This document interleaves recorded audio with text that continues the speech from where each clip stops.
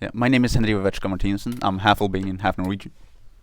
Yeah, my name is Wilhelm van Jinkung and I'm from China.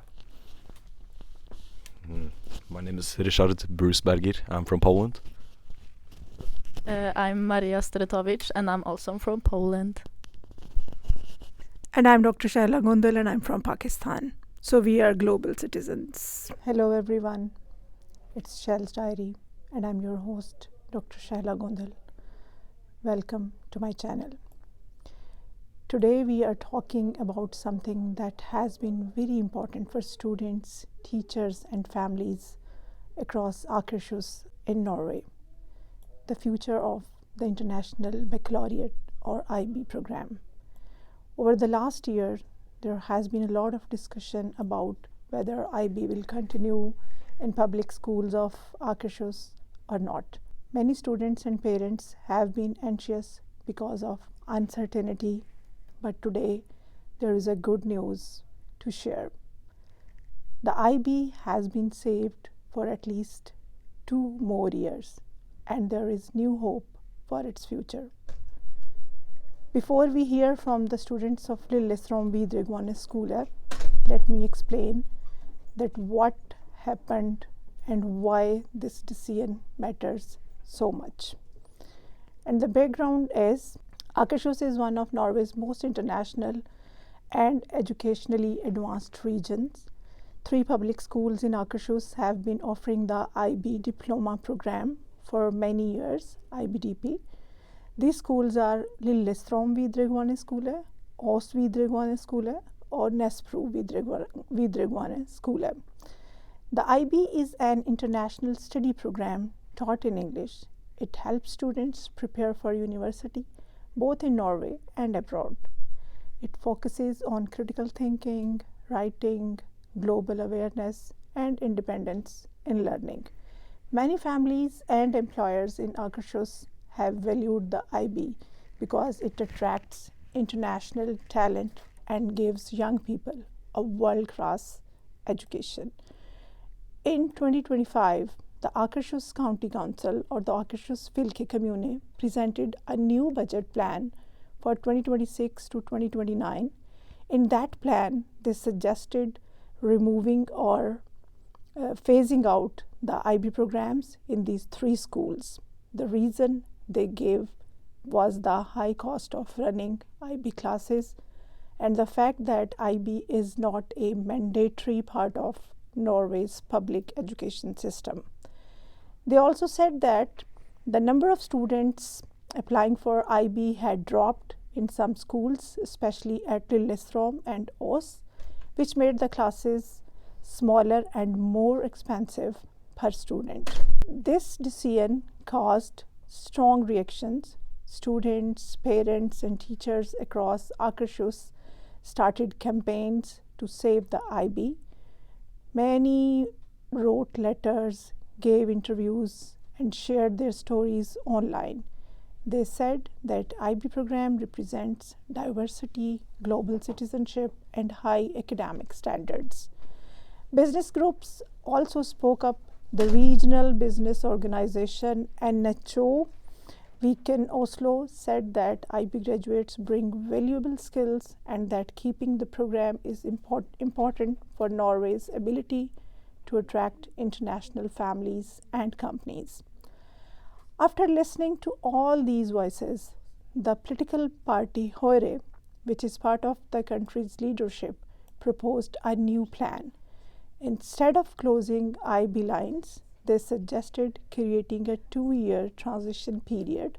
This means that IB will continue to accept students until the autumn of 2027. During these 2 years, the county will explore ways for private or independent operators to take over and continue the IB program in Akershus. The transition will be funded by savings already made in the country budget so that other educational programs do not lose funding because of it. Høyre stated that the IB lines will not disappear without every alternative being tried first. The goal is to keep the IB alive in some form possibly through cooperation between public schools and private organizations. This compromise gives students currently in the pre-IB and IB levels the chance to complete their education. It also gives Akershus time to find a sustainable way to continue offering international education to future generations. At the same time, not everyone agrees. Some members of the county council or the Filki commune argue that the costs are still too high. Others believe that IB should remain a public responsibility. Discussions are still ongoing, and the final decision about what happens after 2027 will be made when the education offer for 2026 to 2027 is reviewed. So that is where things stand now. The IB in Akershus has been saved for at least 2 years.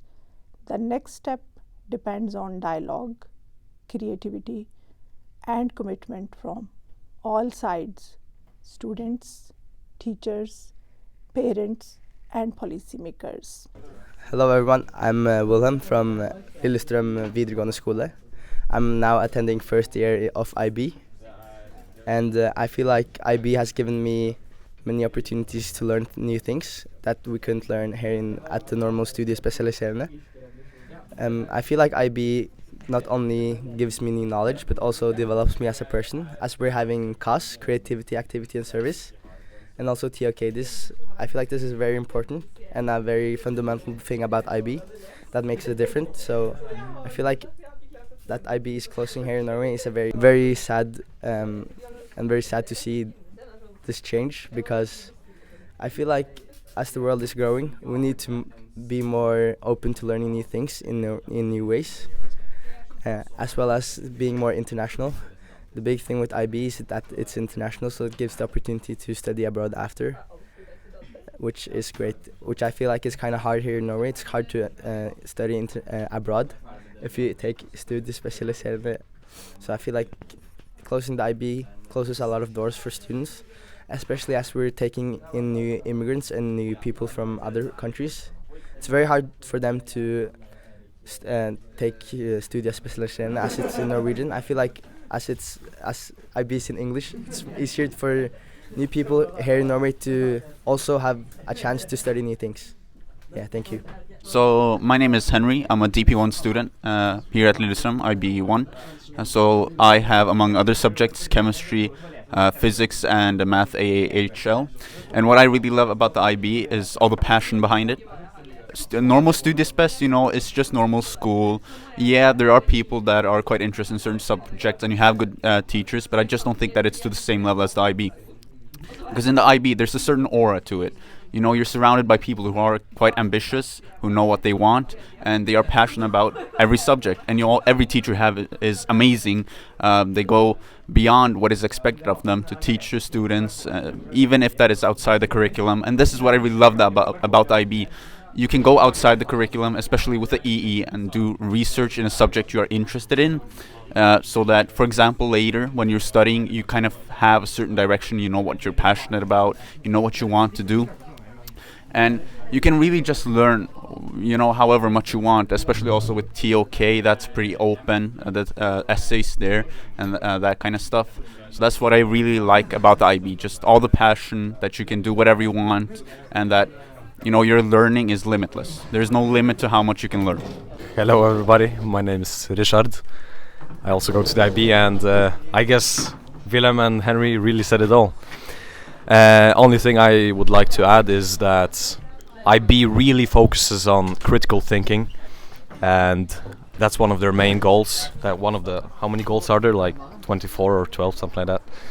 And it really creates creative and critical thinking students. And it would be a shame if IB went away from Akershus here in Norway, because there are very few IB schools. And for example, for me, I would have to go to a normal Norwegian school, which would not create the same student. And I would really have a much harder time to adjust myself. Hi, I'm Maria. I'm in the same class, so also I'm too taking IB in the first year, and I too am very fond of it, especially that we got to meet got to meet new people. As Wilhelm said, there are a lot of kind of people from a lot of different countries, so people with completely different experiences, but it's still really fun because we all are kind of united by kind of the passion of acquiring knowledge, and we all really like to learn. So it's kind of fun that it's creates a little contrast from like the studiespesialiserende, so the normal school in Norway. So yeah, and it would be a big shame if IB would be permanently taken down, as I agree with everything said here, that it creates a lot of critical thinkers, and all the subjects and TOK and CAS kind of contribute to making different people and very knowledgeable students. So yeah, thank you. Well, my first question to you guys is that how can the local community and parents help support the IB program? It continues after 2027. It's safe till 2027, but after 2027, what do you think? So who would like to answer? Maria? No, Elisha wants to answer. How could community help save IB. How we could save? Parents. Of course, it could be the same we do right now. Everybody can participate, send such things as these interviews to the Akershus fylke, I guess, the ones on top, and everybody can help to send some money, kind of do some charity work, stuff like that, because IB really needs money. One IB student costs much more than a regular studiespecialisering student.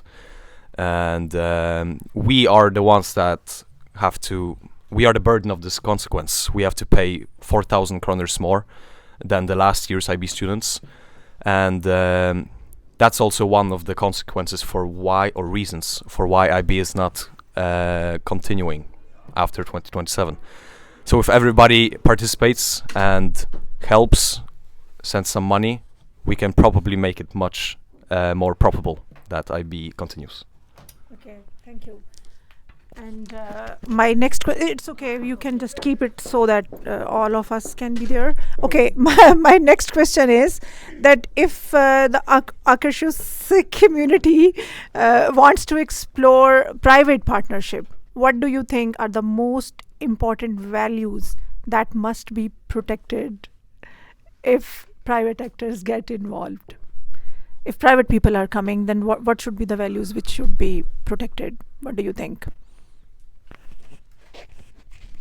Above all, I think we still should focus on equality. That is kind of what the IB is about. No matter where you are from, no matter who you are, you should have the opportunity to get an equal education. That's also very important in the Norwegian school system, but also, I guess, kind of the IB learning profile too, trying to keep it to the IB.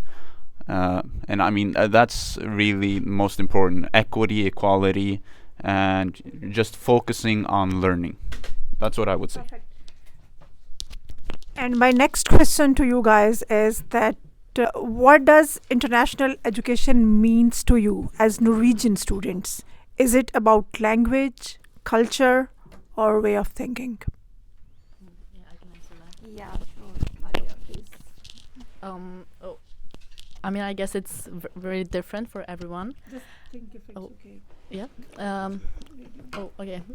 But for me personally, it's a lot about gaining experience, because as I learned from like having classmates from different countries, and like so, you do get a lot of experience just by kind of meeting new people, for example, especially from different cultures, but also like kind of like gain independence, like a feeling of independence as you kind of the first time live abroad and like study abroad. So yeah, that would be like for me.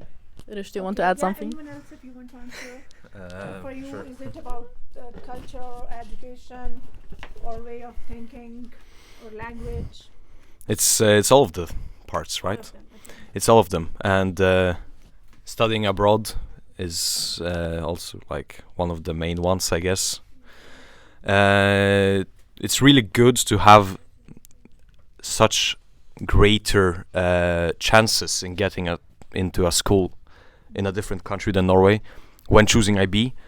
It's so great because you really, how can I say, evolve as a human being. It creates this critical thinking, right? And stop laughing, please. And you have to learn to become independent in the other country, right? You have to learn to save your money, basically, right? You don't have your parents, you don't have anybody you know. Learn to meet new people, learn to communicate better, and yeah, things like that. Okay. Will you like to answer the same question? Yeah, sure. So I agree with Rishad. I think that, what was the question again? What does international education mean to you as Norwegian students? Is it about language, culture, or way of thinking? Yeah, I think international education for me is keeping, or for me it's like keeping other door. For me, international education is keeping all my options open. So by attending IB, I can still study here in Norway as well as keeping my doors open to study abroad. But also, as Rishad, I feel like studying abroad also gives you a lot more independence. You have to, I feel like studying abroad matures you a lot, as you have to live on your own and do your own things. And I feel like, yeah, that makes people more flexible and also more open-minded, and as well as being more, I guess, engaged in society. Right. Yeah. Okay, perfect. Henry, will you like to answer? I think it's all about variety, and we have this problem of education. How are we going to educate the people? And it's just about finding the right solution, right? If you simply have the Norwegian school system, yeah, it might be quite good, but there's a new there's an entire horizon of other ways to do it. And let's say there's 1,000 ways to do it. There's a 1 in 1,000 chance that we are right. But if you kind of have the IB, which picks a little bit of everything and tries to kind of balance it out, and where you then later also have the opportunity to choose a more international education. For example, if you want to study in England or in France or even Singapore, you can do that. I think it's a much better chance that you're going to become the best version of yourself and that you're going to get the best solution or find the best education possible. Yeah. Thank you, Henry. Yeah, my next question to you guys is that some people worry that IB is only for students from privileged backgrounds. What can schools do to make IB more inclusive and open to everyone? So I will like to hear from all of you. Well, I don't agree at all with that statement. I don't think anyone kind of shows any privilege bias in our class. The only thing that I would say is kind of required for an IB student is, yeah, as I said previously, that you kind of have to like to learn and to like acquire knowledge. But I wouldn't say that it is. I mean, okay, I do agree with Rishad. It has become expensive the last years, but we are lucky that we are from Norway, because it is one of the most it is cheaper here than in other countries. So it's still kind of Because better. it's government funded. Yes, exactly. So like, for example, me and Rish are from Poland, and it's like, 20,000 there. So it's much more expensive in Poland, for example. So it's still kind of better. Kind of better. Yeah, exactly as Maria said. I understand that many people might think or feel that way, that it's only people from privileged backgrounds with at least middle class to upper class families that can come into IB. And it's mostly because of the price. It's increasing, and it's really high already. So I guess if we can drop the price, we just have so much, there is such a welcoming first impression without the price. Yeah, thank you. And then Henry? Yeah, kind of like Marie and Richard said. I mean, it is 10,000 Norwegian kroners, which is a little under 1,000 USD, I think. I mean, that's a lot, but I don't think it's that much for what you're getting, But you might also say maybe not privileged economically, but the IB has this, there's a rumor that the IB is absolutely horrible, and only that the best of the best students can succeed, So like in that way, privileged in with intelligence. And I don't think that's true. I think that's pretty bad rumor, a rumor that isn't true. I think anybody can succeed in the IB as long as they're willing to work hard. You know, being stupid in the IB will hurt you a lot less than just not working diligently. Just working and, you know, staying true to your schedule and, you know, working with what you're bad at is the most important, not being intelligent. So I think that the IB, no matter who you are, can work for you. You don't need to be privileged. Very nice, Henry. So I feel like they said most of the things, and I totally agree with what they said. But I would like to add that for IB to be more inclusive, I think that Norway has done is having a pre-IB class, which gives the opportunity to get the taste of the IB, but not totally be in IB. So I feel like the pre-IB could also be a thing that we could do more of, and having more subjects in English, which is quite good, I think. Yeah. Thank you very much. And now I have last question for all of you. If you could send a message directly to the Akershus Fylke Kommune or the County Council, what would you say about why IB should stay? Thank you. And I will start from Maria.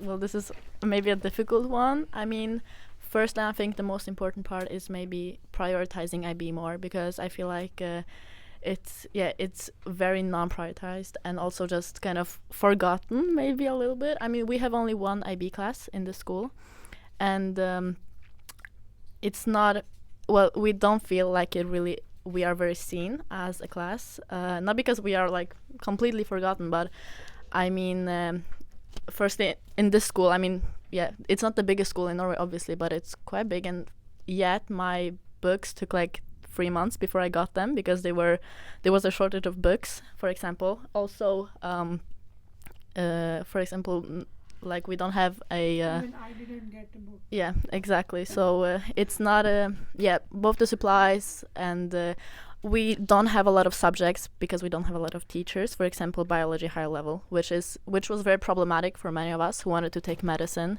So I guess for me, like the biggest message I would kind of give is to see IB more and prioritize it more, because it really kind of, I don't want to say delivers, but like it shapes and forms a lot of creative thinkers and very independent students. So I think it's exactly so.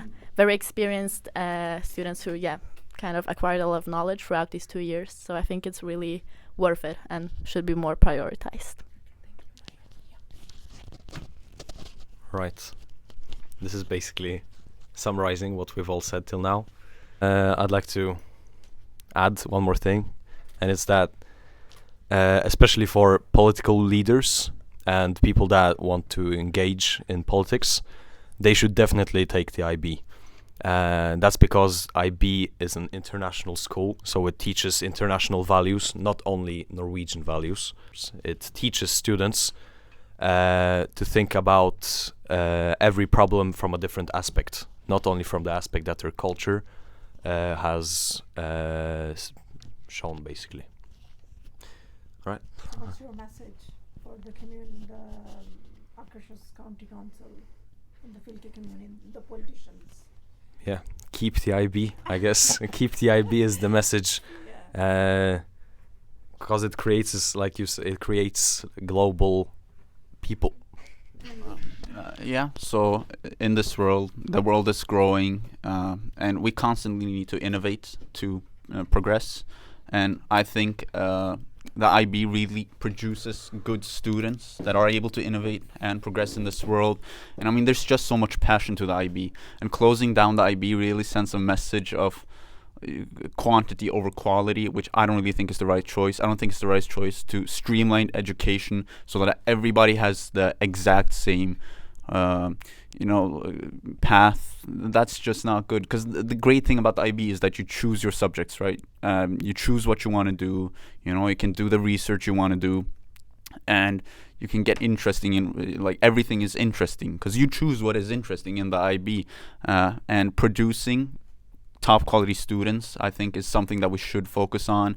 Especially a lot of universities are looking for passion, top universities, but here in Norway there just isn't that much of it, and having that extra option of the IB, maybe it's not for everybody, but at least the students that are passionate, that go for it, having that option, I think, is really important so that we can develop ourselves as a country. Oh, the pumpkin. Yeah, so I agree with what everyone said. I feel like the IB is really important because it matures individuals like nothing else I've seen. Because my brother attended IB, so I've seen this experience firsthand. My brother has changed a lot, just become more independent and more critical thinker. And all the IB, like all the things or the IB goals wants from a student has he accomplished. And I believe this is because the IB is such a well-rounded structure. So I feel like closing down the IB closes a lot of doors for many people who also wants to study abroad, like people in our class. So I feel like keeping the IB is very important for future society. Thank you. So at the end, all of us think, is it a good idea? We can stand. Yeah, you can stand. You can, like, go like this. Okay, yeah, it will be, yeah. Okay, then starting from you. Okay, yeah. So yeah, my name is Henry Vevechka Martinussen. My name is Henry Vevechka Martinussen. I'm half Albanian, half Norwegian. Yeah, my name is Wilhelm Fanching-Kung and I'm from China. My name is Ryszard Brusberger. I'm from Poland. I'm Maria Stretovic, and I'm also from Poland. And I'm Dr. Shayla Gondal, and I'm from Pakistan. So we are global citizens. Can I do outro? Okay, thank you very much. Thank you very much, the students, for your honest answers and for sharing your voices with us. The story of the IB in Akershus is more than just a policy issue. It is about the value of education that connects Norway to the rest of the world. The 2-year transition plan is not just extra time. It is a chance to build a stronger and more sustainable future for international learning in Norway. To every IB student watching this, remember that your education is a bridge between culture and ideas. Continue to ask questions, to think globally, and to show why the IB spirit matters in today's world. And to our audience, thank you for joining us on Shellz Diary. Stay tuned for more inspiring conversations with young minds who are shaping the future. Thank you very much. See you soon. Bye.